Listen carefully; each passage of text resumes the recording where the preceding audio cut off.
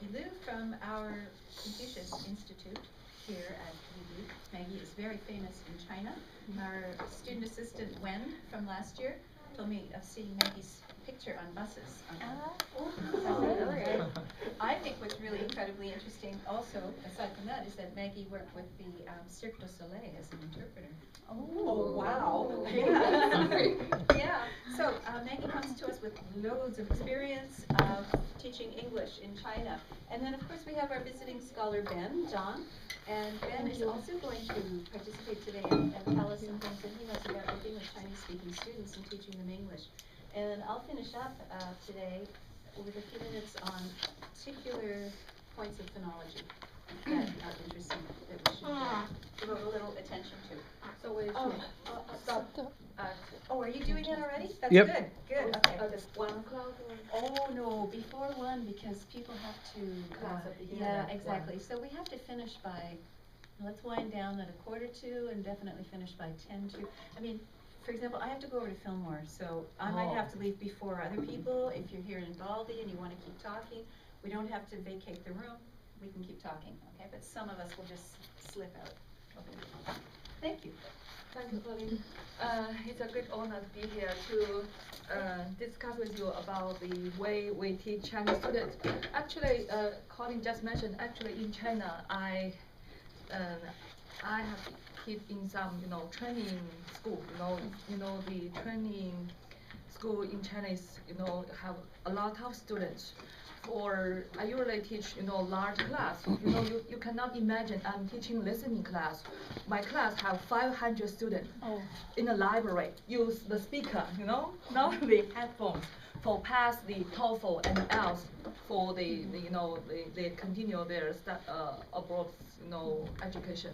So you can know every day, especially in the summer vacation or winter vacation when I have the class from morning, from 9 to 12, 12 to 3:30, and in the evening, a lot of students from, different provinces of China to get to Beijing to, just write down some, key points for the exam to pass TOEFL and IELTS. So I have, when I come here, I have some experience about the different American students and Chinese students. So I'd like to share with you about my understanding.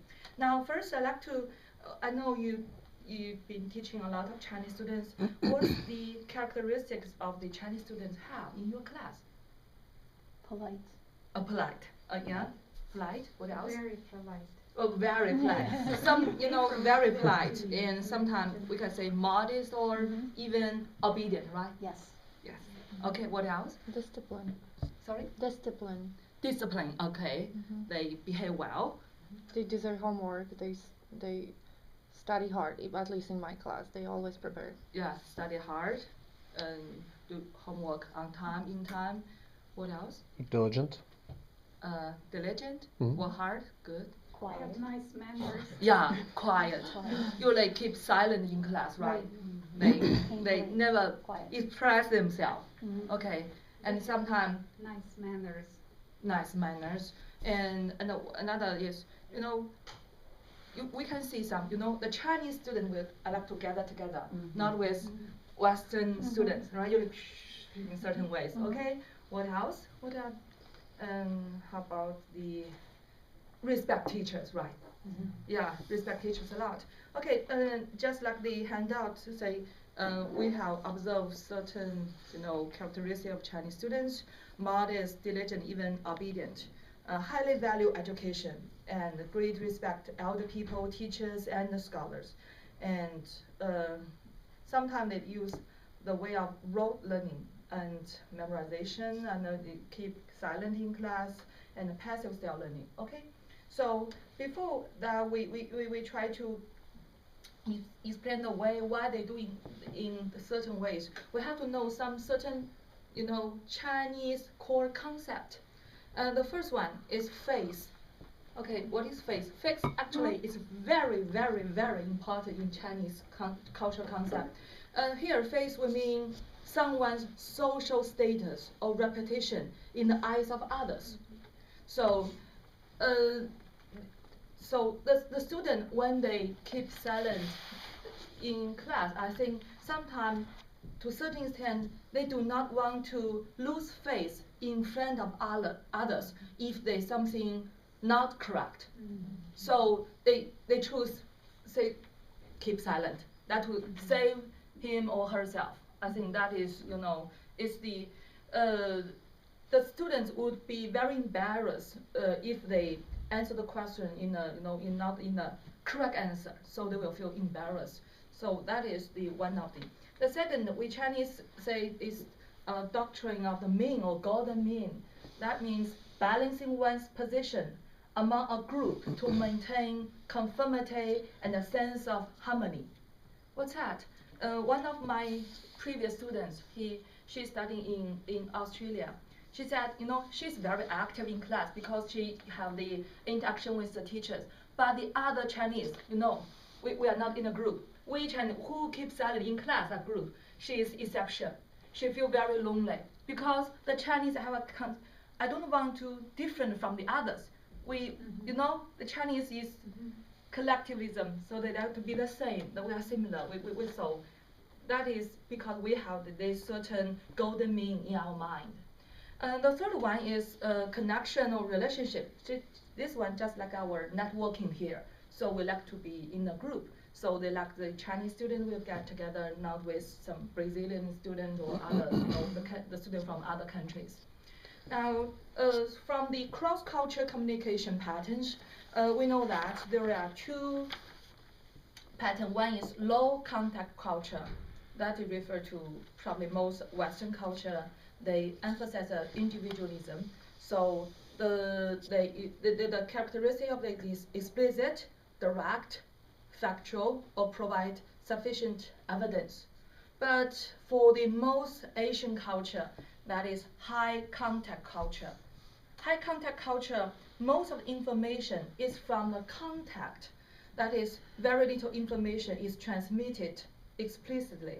So that is abstract, indirect, and avoiding style in conflict situation. So that would say the choice of speaking style translated into a culture that will cater to in-groups. So, and in-groups being a group that has similar experience and expectation from which inferences are drawn. So the Chinese people probably one sentence, or not one sentence, one gesture or one word, they can interpret each other. What does that mean? So if a student says something, so everyone knows that we don't like her, or like, so that is because our culture. And in a higher contact culture, many things are left unsaid. That is say, letting the culture explain. Words and the word choice became very important in higher contact communication, since a few words can communicate a complex message very effectively to an in-group. So we Chinese want to conformity, we want to be in a group probably because that part. And for the two approaches to learning, now we have deep approach of learning that is focuses on the meaning or message underlying the study material. That is probably the way the Western, students like to emphasize on. But we have another one, surface approach of learning, focuses on the learning material itself. That is superficial meaning.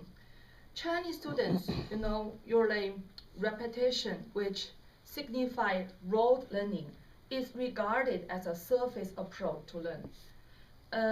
In accordance with Western literature, a good learning is usually linked to students' use of deep approaches to learning and active participation in classroom activity. Chinese students surface rote learning style within a large class and highly, teacher-centered class, easily assumed to produce poor learning achievement. But we can say, according to the Confucianism's opinion, memorization is regarded as a significant strategy of learning in the Confucius education. From when I was young, we Chinese, everybody, I think Ben knows that there is, if you know 300 poems in Tang Dynasty, you can write how to you know how to write a poem. That will say, if you know memorize aloud, then you have a certain idea how to write it. So I think Ben know that when I was young, we use a textbook from, it's a British textbook, New Concept English. I don't know whether you know that. Right? Yeah.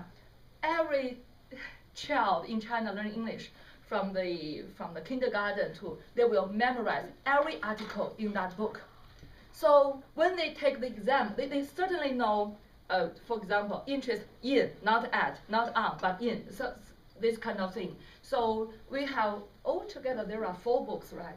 Yeah, 4 books. So the best person can memorize every article. So when pumas are large cat animals, blah blah blah blah something. So they can pass the exam. They can know some cultural things from that.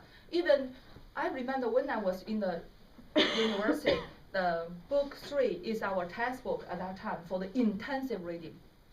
So it's a phenomenon in China. We memorize things, but I think we cannot equal memorization and rote learning together. I think it's different.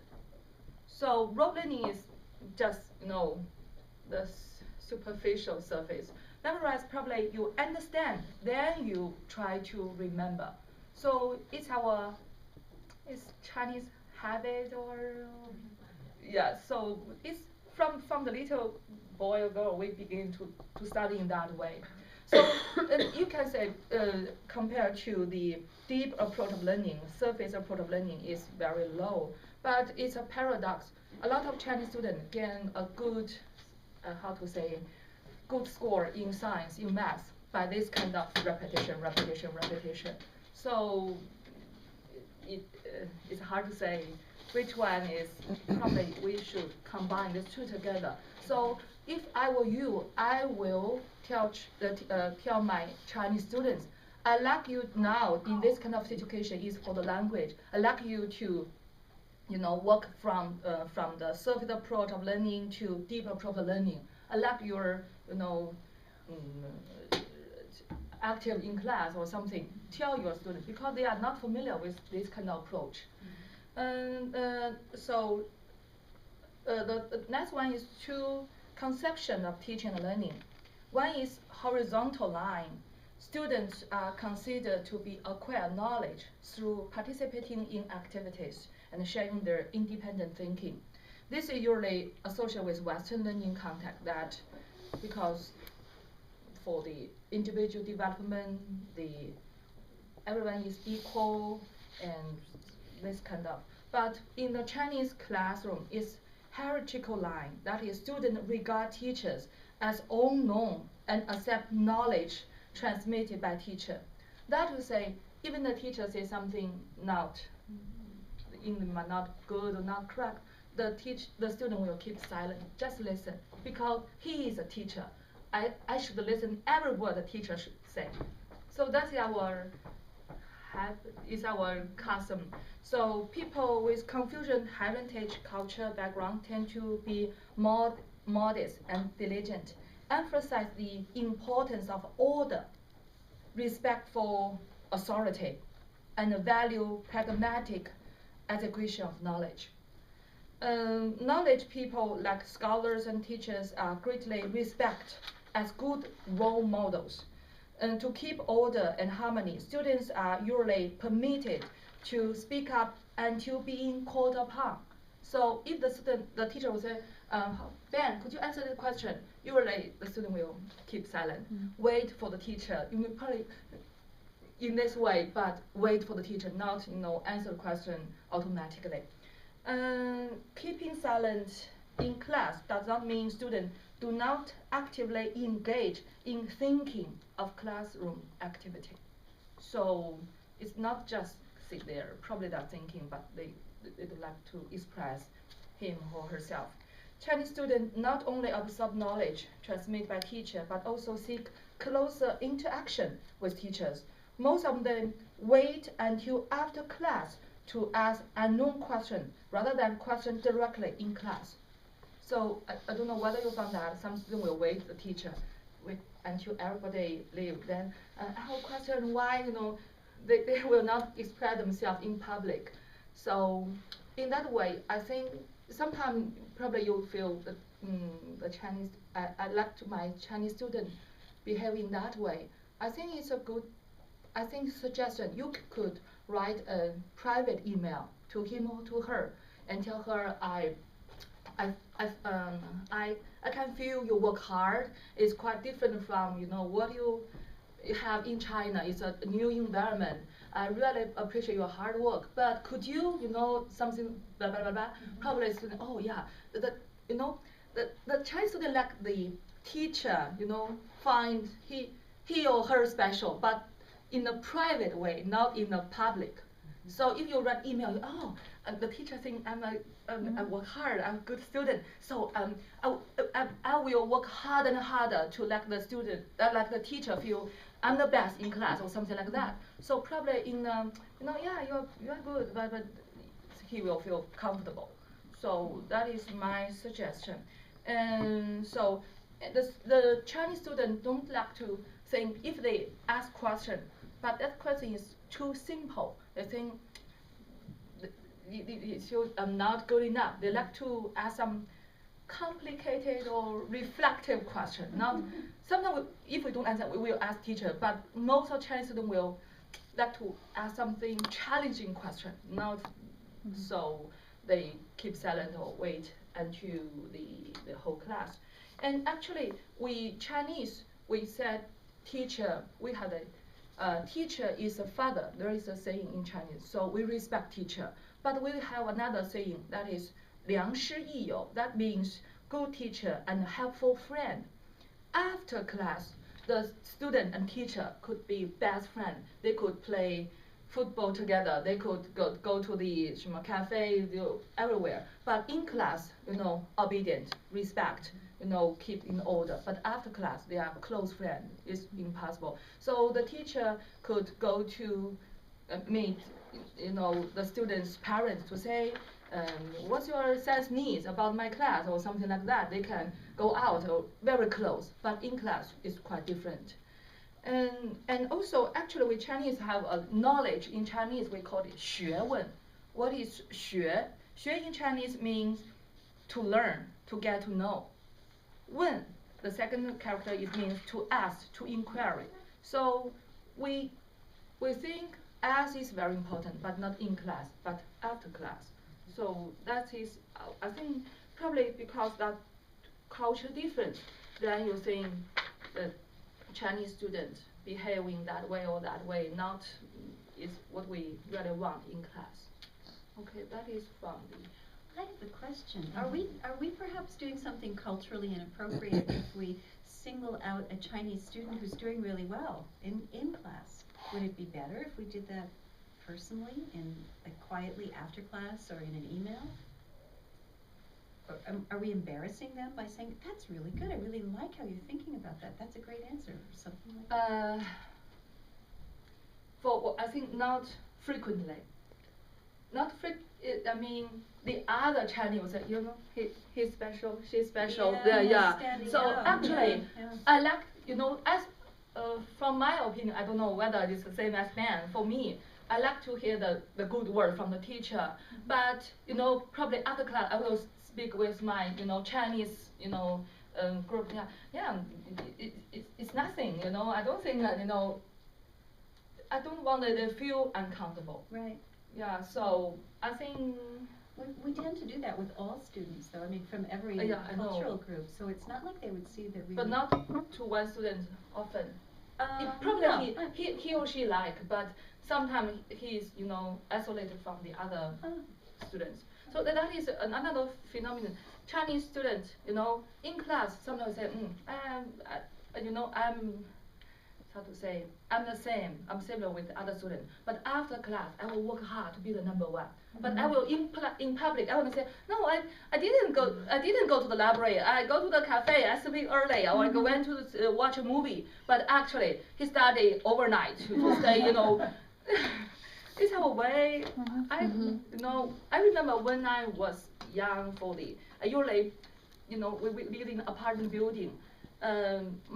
We live in a complex. All the parents probably from the same university or something, the other classmates. So I usually say, my mom always say, you know, somebody, you know, my classmate, she's still studying. You look at the lights, it's still on. So, I should study. When the second day, when did you go to bed yesterday? Oh, at 9 o'clock. But actually it's not. Actually, everybody, you know, study till midnight. But it's our culture. We just study hard, not in public. But here, it's a good thing. You study hard, you know. But I don't want the others to know. Is that true, Ben? Almost. Because Chinese students want to be the best, but they don't want to know others that they are not smarter to be the best. So maybe they work very hard, maybe after class, but they don't want to somebody know that they become the best through the hard working. Maybe that's a way to show that they are not smart. Because they have to work. Yeah. Questions for Maggie? Yeah, some reflections on like classwork and how this might. Just have an interesting thing. I had a student a couple years ago, was Chinese student, was very different from the typical student we're describing, was very almost confrontational. He kept disagreeing with me all the time, but didn't seem like a bad guy, you know.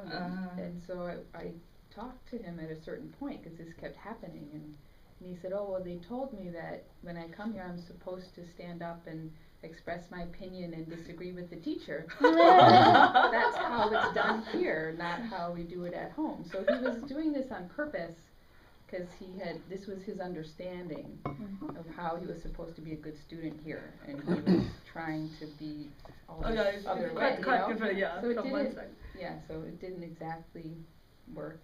But I just thought it was interesting because he was doing what he thought he should be doing. Yeah, because and it wasn't really working well. Did you enlighten him? I did. Okay. I Because I think especially for they will say America is quite different from what we have in China. They challenging, you know, they needed your question. So that student probably get that information from one end to the other. So right. I that think is he misunderstood how to apply that information he got. I usually try to call on each student at least once during a class by name, even if I don't ask him or her a question, just to let them know I see them, I know they're there, I'm acknowledging their existence. Is that embarrassing to them? No, it's very popular in China. Okay. You know, right?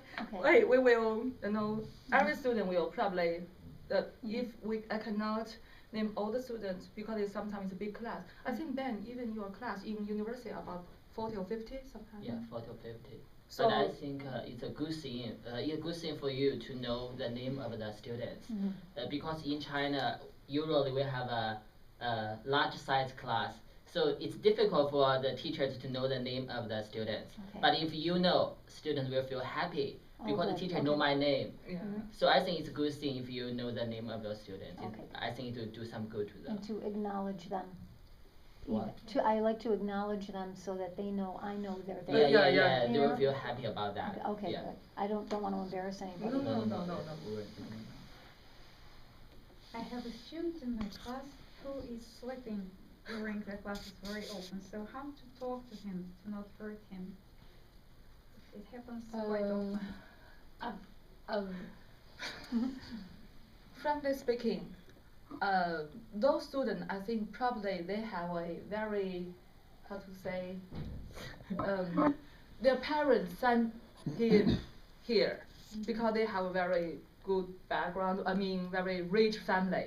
So it's not their, you know, when to study, to study here. So I think I know a lot of students studying here. They drive the best car. They, you know, every night they go out to, you know, with different girlfriend, and so. But their parents think he's studying hard in America. So I know there are some. I think most of the Chinese they study hard. So I think if I'm this student, I will send an email. Would you like to, or give some exact, or specific task to ask me to finish or something. Okay. And I think Chinese, most of them will not say no, they will accept it. So force him to pay attention or something like that. But He's nice, he's polite, he's doing his homework and quizzes in class, but from time to time it just happens to him something like that. Maybe you can have a talk with him to find out the problem. One-on-one after Yeah, class, y- right? Whether did he stay up late to work harder or work in a or restaurant. did they go out to do something Probably else? not club. Maybe you can have a talk with him to find out problem. Do you believe he would answer honestly, or he would find an excuse instead? I think he will. If I were you, I would not ask him in a very Not in a public. careful way. Yeah. Why you always sleeping in my class? You don't like me? No. What was wrong? You must do some night work or something like that. So in a very usually Friendly, yeah, unofficial manner. not in an official way. Yeah, otherwise. Okay. Thank you, Maggie. Yeah. Very nice. Okay. Enlighten us. Add to that if you can. So Maggie, I think I agree with the most points of Maggie. I'll help you. Okay. So Maggie just tell something from the cultural aspect, and maybe I want to add more from the practical aspect.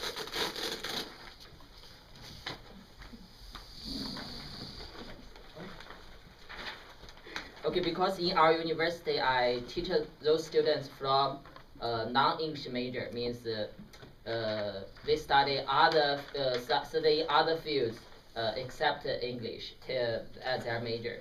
And here I just list out those highlighting problems based on my teaching experience. And I hope that this can do some good for our teachers to teach the Chinese students. The first page, I just list out background information about English learning in China. And you can see the first one is a kind of EFL in China instead of ESL. So maybe students don't talk more in their daily life. They just study English. Maybe it's a kind of instrumental motivation. They learn English maybe to take exams or or to be promoted or to study abroad. So you can see here I give you some information that is English learning or English training in China is a kind of industry.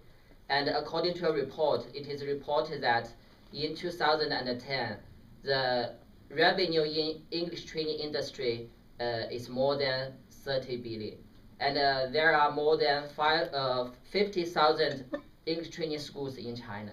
So you can see it's a very big industry because the students or people have a lot of instrumental motivation in order to learn English very well.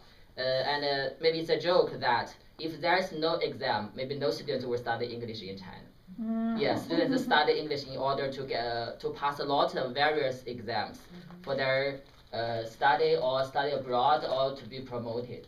So yeah, so you can see. So and also because of this background information, it caused some problems for their learning. For example, the learning method. Maybe they will focus more on knowledge instead of practical use. And also, of course, there are some language difference between China and English. It also caused some problem to their English study. And I think Colleen gave me a very good book that is Learner English. Introduced us a lot of difference between China and English. And I have read the chapter very carefully, and I totally agree with the author here. But here I just try to list out some highlighting problems in their daily study according to my teaching experience. I just want to explore the problem from 4 aspects. That is their reading, writing, listening, and speaking. And for reading, I think most students, Chinese students, will pay more attention to reading instead of other 3 skills. Because in order to pass the exam, maybe reading is the most contents to be tested in the exam. So students pay more attention to the reading. but I think they have some troubles in their reading practice. For example, the first one, their vocabulary size not so large. And the second one, maybe they have some trouble understanding those long sentences with complex structure. And also, their reading speed is not good because during the reading, they try to do some word-by-word reading instead of reading for meaning. They think that if I cannot know every word in the sentence, I cannot catch the meaning. So they try to do the word-by-word reading and maybe forget to catch the meaning. So my personal suggestion, or maybe in my teaching practice, I try to do those things in order to help them to improve their reading. For example, as for the vocabulary learning, I think as mentioned by Maggie, maybe most students study the vocabulary in a rote learning way. But nowadays, maybe the teachers start to introduce some other ways to help students to remember words, such as introduce the word stem and affix. Maybe it's a good way for them to help them to remember those words. And also, I think, how about our teachers here? In order to really improve their reading ability, I think maybe we should teach more about the long sentence analysis, because students, Chinese students have a lot of troubles in understanding those long sentences, especially the sentence with, has a kind of a complex structure. And also, I like to suggest that maybe we should teach some reading skills. Maybe we try to tell students we should focus more on meanings instead of a form of the language, because meaning or the information is the most thing we should focus on. So I think we should tell them how to read for information or for meaning, such as for the arguments. We just pay attention to the points instead of language forms. I think it would be better for them to catch information very quickly. So this is for reading. And for writing, I think that for our teachers here to teach writing, you will find the students will make a lot of grammatical problems. But here I just list out some highlighting problems. The first one is the part of speech or word class. Because in China, our characters don't have a word class. We can use a word in several ways. Maybe a character can be a verb, can be a kind of adjective. So there's no concept of a class, word class in Chinese students' mind. So they always make some mistakes in their English writing. I think maybe we should give some practice more in their English writing to make them conscious of the part of speech or word class. And also second one, you can see maybe Chinese students always write some short sentences because they don't know how to make a sentence longer. And I think here there is a good suggestion, that is maybe students should know the post modifiers. I think it's a better way for them to make the sentence longer. Otherwise, they would always use very simple sentences. Maybe it's not in English style. And also, the third one, similar to word-to-word reading. Maybe students, when they do their writing, they just do the word-to-word translation from Chinese. So maybe they lack of a kind of knowledge about the sentence structure or the order of words. I think in this situation, they should know more about the structure of the sentence, and also how to modify a noun or a verb, use the post modifiers. And also, I think it would be better if a teacher can do more sentence analysis. For example, we just pick one sentence, long sentence from the textbook, and analyze the sentence, how the sentence is formed. And then you ask students to imitate the sentence and practice more. I think it would be better for them to master how to write a longer sentence. Otherwise, they would usually use a short sentence to express their meanings. Yes. And as listening, I think also the similar problem, that is they always do the literal listening. Also means when students listen to the kind of materials, they think that I have to recognize every word, otherwise I cannot find out the meaning. So in my class, maybe most students have such kind of problem. I always tell them that you should focus on meaning, try to catch the keywords or the major information. But they still feel confused because in their mind they think that I have to be clear about the meaning of every word. So it's an easier way for them to catch a meaning. So maybe during the listening practice, I think our teachers can teach them some listening skills. That is, for example, try to help them to catch a keyword or try to catch a main idea instead of always focus on the language forms. I think it's way better for them. And another problem is, in fact, where most Chinese students are poor at their listening, because in their vocabulary learning, maybe students focus meaning first, and then spelling, and pronunciation is the last. So you can say they are not familiar with the pronunciation of the words. It's surely difficult for them to recognize the meaning of the words in listening. So maybe during their daily learning, maybe our teachers can tell them you should read more, practice reading those words in order to get familiar with the pronunciation. It's way better for listening. Otherwise, since you are not familiar with the pronunciation, of course they cannot catch a meaning in listening. But the reason is that because students focus more on reading, so they just focus more, pay attention to the meaning and the spelling instead of pronunciation. And the last one is speaking. I think Maggie have tell us a lot of things from a culture aspect. I think speaking is closely related to the culture aspect, such as maybe they are shy, they do not want to speak in public, so maybe they lack of opportunities to practice their speaking. And another way is that Chinese students are have a lot of mistake awareness. They're afraid to make mistake. So before they tell something or speak something, they will think it a lot of times in their mind, whether my sentence is correct or is grammatically correct. And then they think, okay, it's correct, so they speak it out.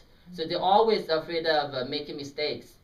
I think maybe they need a lot of encouragement. So maybe you can encourage them. You just tell the meanings or the keywords. Maybe the meaning is the first thing that you should impress. Just forget the forms. And I think maybe gradually they will become better and better.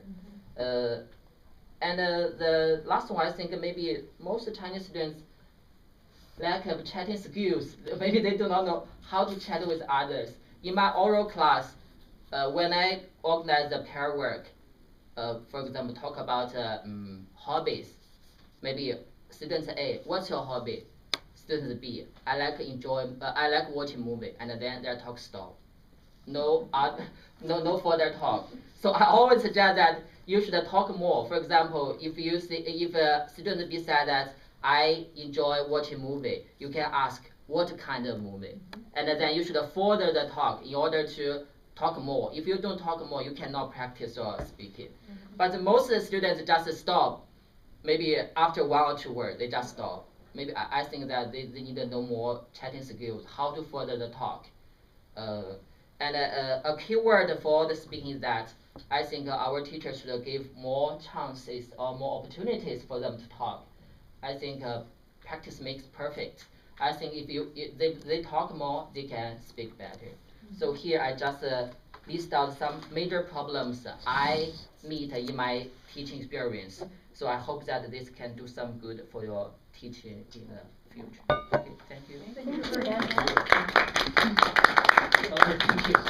I saw that Jackie wanted to interject with a question. Yeah, the post modifiers. I was wondering if you could give an example of what you meant For by example,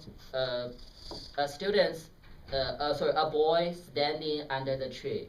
Standing under the tree is the post modifier for students. But in China, we don't have post modifiers. We always put modifiers in front of the word in China. Okay. Yeah, in Chinese. So I think your listener will say a boy is standing under the tree and he likes reading books. They cannot write such kind of sentence like a boy standing under a tree likes reading books. They just divide it into 2 simple sentences. They cannot combine them together to make a longer sentence. I see. Yeah. Thank you. Okay. In the almost. I'll just do this kind of briefly and repeat something I know I've said before. This is a great book, Learner English. There's an entire chapter on Chinese speakers. And this chapter is on the desktop under IEP materials. So details on working with Chinese students are in that chapter. And I just pulled out a few things that are concerned with phonology. Let me start with vowels. There are certainly more vowel sounds in English than there are in Chinese. And so it's really hard for Chinese students to hear all of our vowels. And some, I'm sure you've seen or heard the confusion between I and E. It's a classic. So bit and beat, or pit, peat, that sort of minimal pair needs to be practiced. And students need to know that E is a tense vowel, right? And I is more lax, and where they are. Get that vowel chart out. It's also in here. It'll help you if you need some pointers on helping students pronounce these sounds. There's confusion also between and oo. And oo. And oo is so much more, it's tenser, the lips are rounder. Oo, full, fool. They're very different sounds in English, but to a Chinese ear, not so much. There's no in Chinese. So, yeah, Yeah, no, yeah. no. So the closest approximation generally we get is and you know, so you get, instead of, you want bad, right, bad, and you get bed, right? So point that out to Chinese students that, you know, this is a sound perhaps that doesn't exist in their language. There are lots of sounds that don't exist in different languages. There's nothing wrong with that. But we can learn to make the sounds that we need. Those are the key points on vowels. On consonants, there's rather a bit more.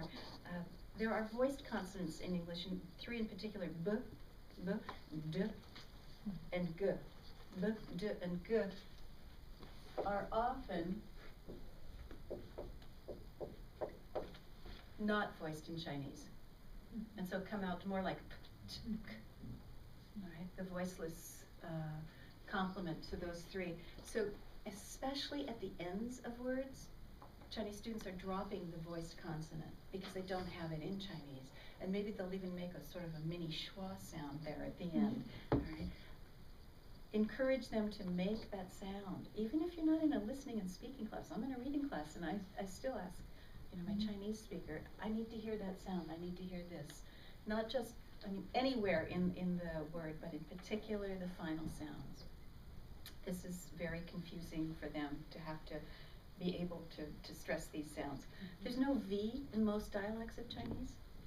V, V in most, so, but they can make an F. So if you can make an F, you can make a V. It's the same method of articulation, just with voice. And there's, of course, I sink. I sink. And this one, muzzer, fuzzer, okay? So, but this is really hard and perhaps embarrassing to put your tongue out and do that in public. But please work with your Chinese students on these sounds. And of course, L and R, these are the classic, and I need to tell you about the confusion with L and R and how they can be used in different positions in a word. All right, but last time we were together and I showed everyone the retroflex R, show your students that.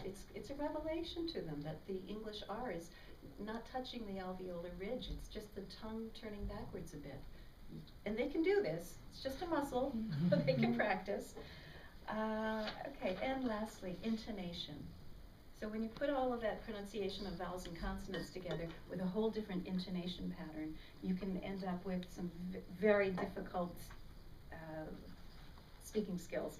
So, of course, in Chinese there are tones. Is it 5 tones or 4 tones? Four tones. Four? Generally 4 tones. Generally we four? have the Five. yeah. Okay, generally 4. But in English we don't have tones, we have intonation. And so we stress what's important to the speaker, right? That's a whole different concept to our Chinese students. Really? Why? And now in Chinese, every syllable, it's a stress time language, every syllable has the same amount of time. But in English, we're a stress time. We're not syllable timed, we're stress timed. And so this is more important, this gets more stress. It's a foreign concept, totally. And so students need to practice that. They might even find it very kind of funny or strange, but that's how we talk in English. See how I just stressed that's? Okay? It's important for students to understand that as a speaker, I find that word important, so I'm stressing it. Sometimes I'll put on the board something like, what is it? I baked the pie for my mother. And then we take turns taking each word in that sentence and stressing it. I baked the pie for my mother. I baked the pie for my mother. I baked the pie for my mother. I baked the pie for my mother. I baked the pie for my mother. You can see every time I say it, it's a different sentence. There's a different meaning. And that's the sort of thing that our Chinese students need to know, that the message isn't just on the surface, those words, but it's with the stress that the speaker gives. That's it. I gotta run to class. If there are questions, please, thank you. If there are questions, please, for Ben or Maggie, please spend a few minutes. It's just that I have to get over to Fillmore.